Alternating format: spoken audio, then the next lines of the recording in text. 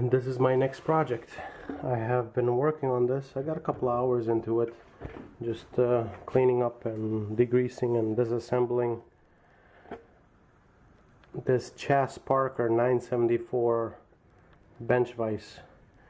It's a monster as far as bench vise is concerned, for at least from what I've had before, and this thing is a beast.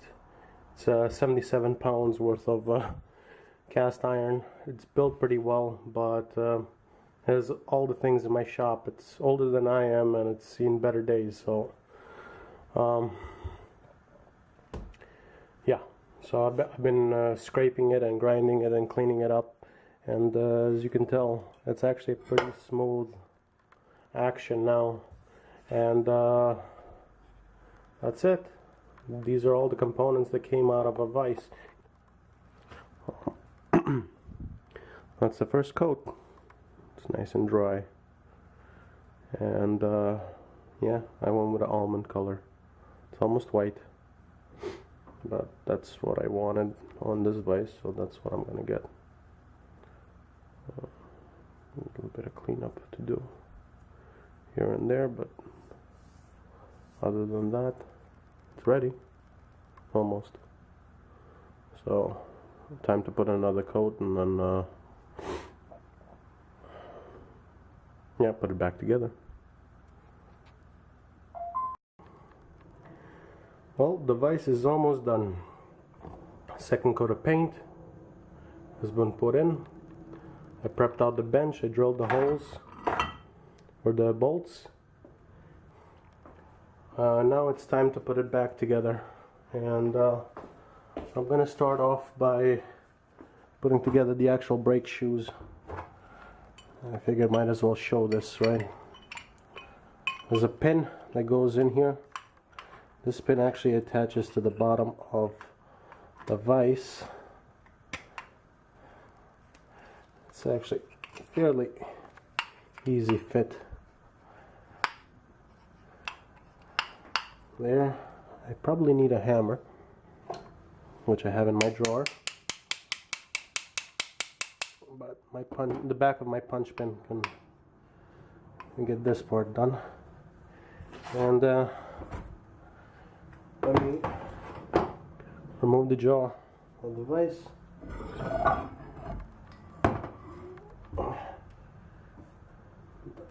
This is the part that goes down this way. As you can see, that's how this works. Now let's let me put in this screw, but I want to pass this through the wire wheel first, and then we'll do the rest of it. Let's start off with the wire wheel and make sure that nothing's in there. I will prevent this from turning. This is my low speed wire wheel. I prefer it that way.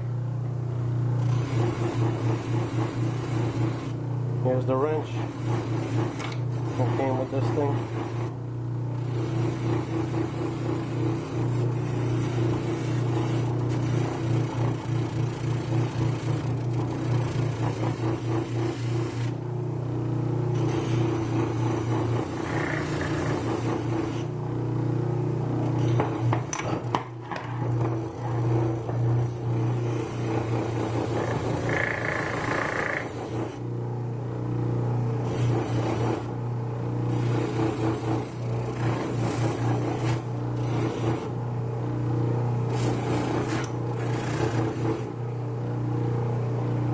These cheapy gloves are very good for wire wheel work.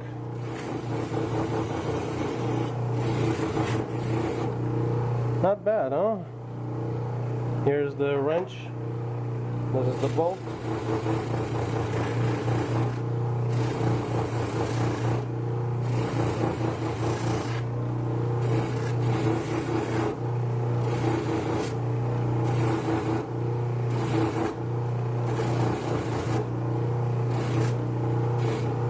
It's amazing how good a fastener can look after you pass it through a wire wheel.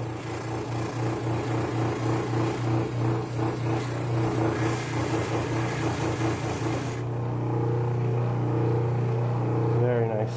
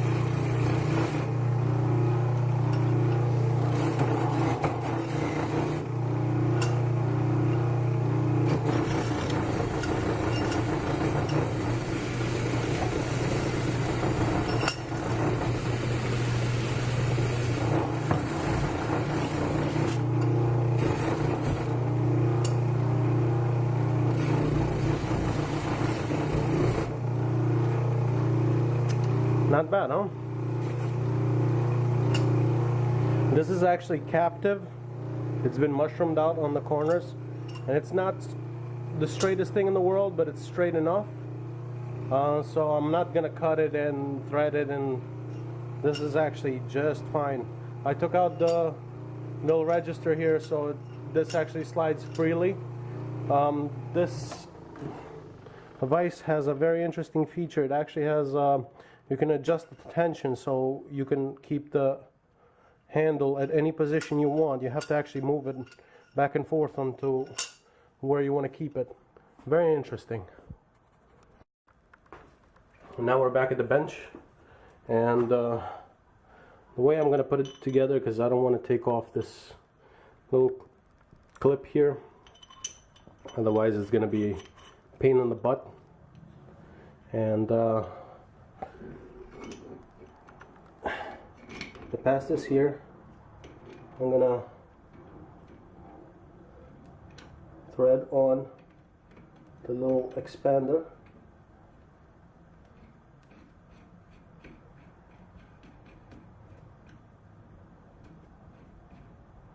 There we go.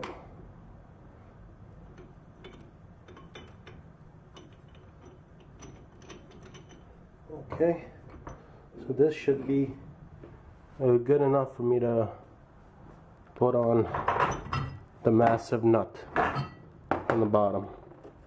So to do that, I should be able to do this. And then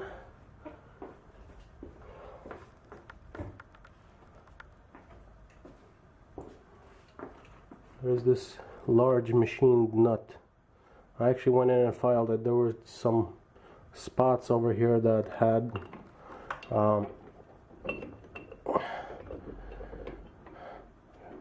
lathe marks. Basically, the centers weren't taken out. There was no washer here. This actually tightens up all the way, and then the vise becomes one. I'll be right back. Let me tighten this up off camera. I did make a mistake here. I put that nut sooner than I should, because this vise actually uses oil bath in the drum over here. So I had to take this out. Now I gotta put it back in like so. Not a big deal, but it's gotta come in. Alright. Part up is this basically the nut that goes with that lead screw, and this actually slides in here and takes a rather crooked pin here, and you drive the pin down, and that holds the nut in there. Yes, I'm using a body hammer.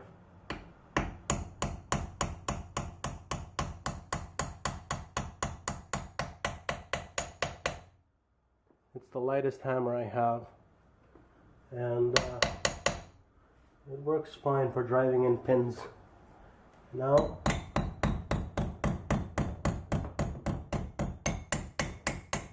that pin's gotta get folded over. I'll show you. There. See, the pin is driven in this way, and then you gotta fold it over to hold the nut.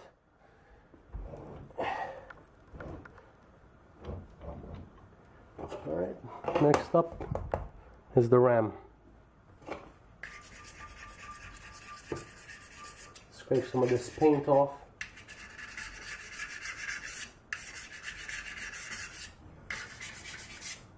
And let's put that in. Oops.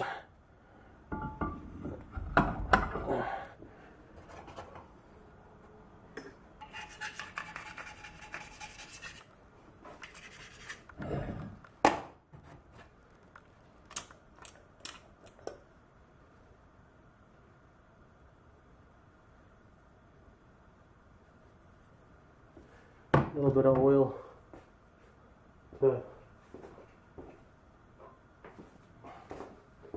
help out that lathe brush.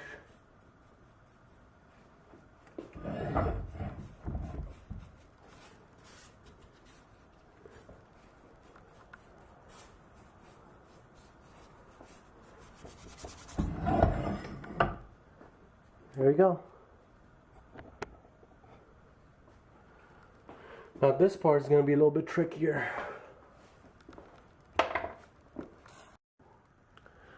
Okay, now I have some touching up to do, but that's okay.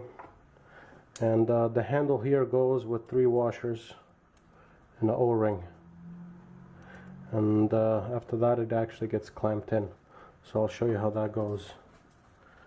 These two go first. This one first, this one's the O-ring next, this one second, the last one this way. So that's the pack. To do that, we need this bad boy right here.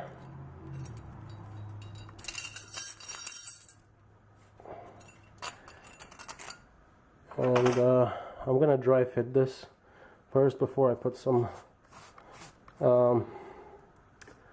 what do you call it? I'm gonna put some grease onto the lead screw. High moly bearing grease, basically. But that stuff is stains everything, so we have to. I'm gonna try it out first And then once I'm satisfied that everything fits, then I'll the O-ring I had to change as well.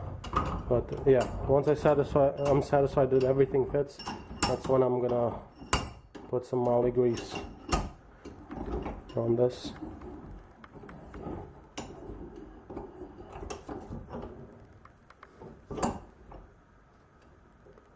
Look like it fits.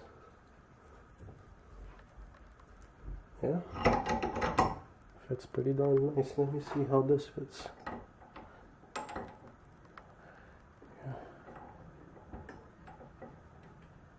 The hell. All right, time to wash my hands. And in any case, this fits in there. It lines up. Very nice. Be right back. There we go. Finally seated. There.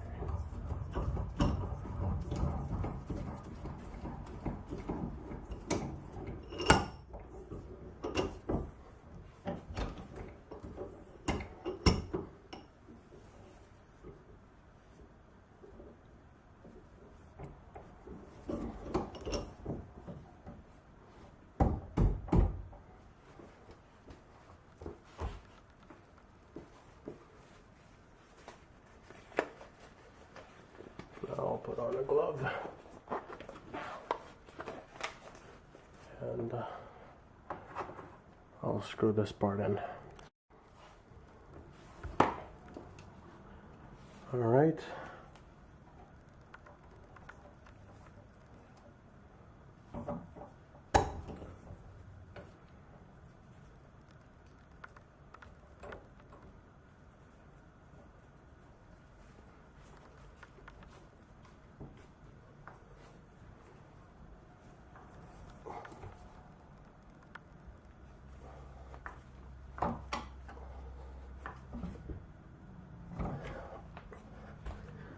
The way this works, there's an O-ring there that basically acts as a spring washer, and you got to squeeze that in until it actually crushes a little bit for this to actually seat properly, and then you give it a good tightening. Now you should be able to.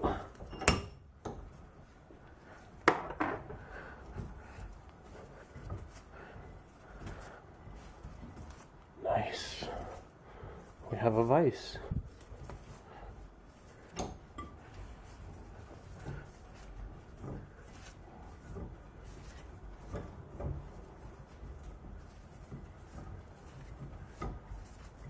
That O-ring needs to break in, but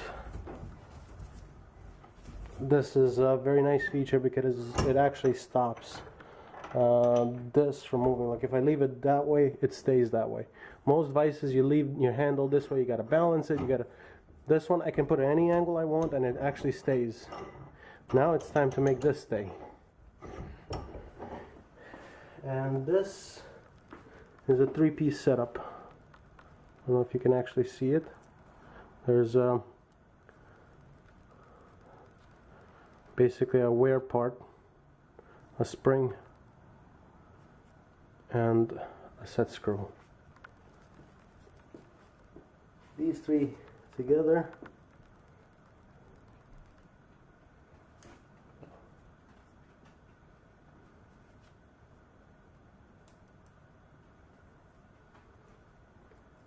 set screw.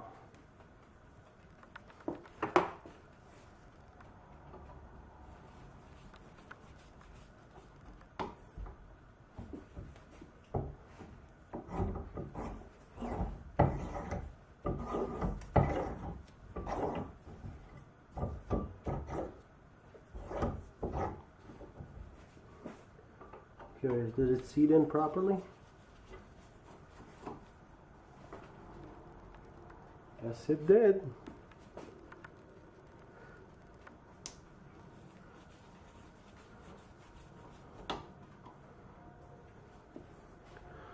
So, yeah, here we go.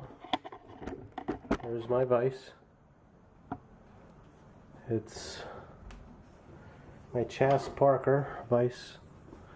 Now I have to touch up some of these screws over here, and the drum brake works nicely.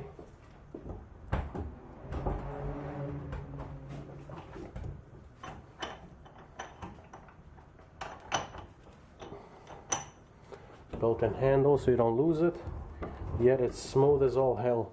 And the nice thing about this kind of vise, you should be able to do this.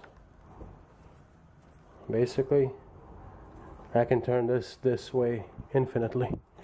It's been bolted down, and it's solid as can be. This is a big boy. At least for my shop, this is a big boy. And I'm glad to have it. And I'm glad to have restored it, and I think it's gonna make a great addition to my shop.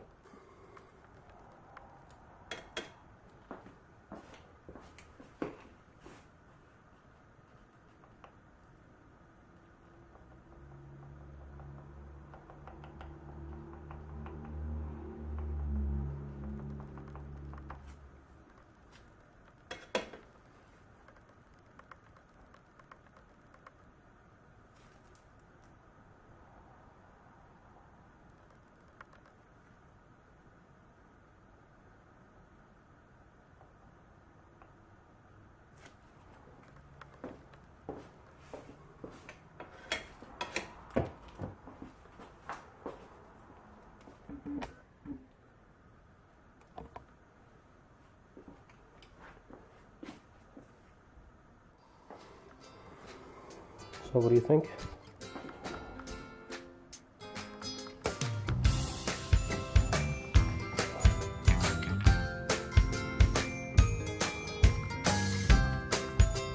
This is a chas Parker 974.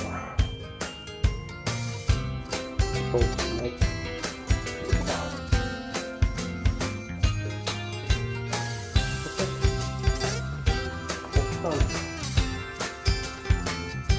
One more project. It's done.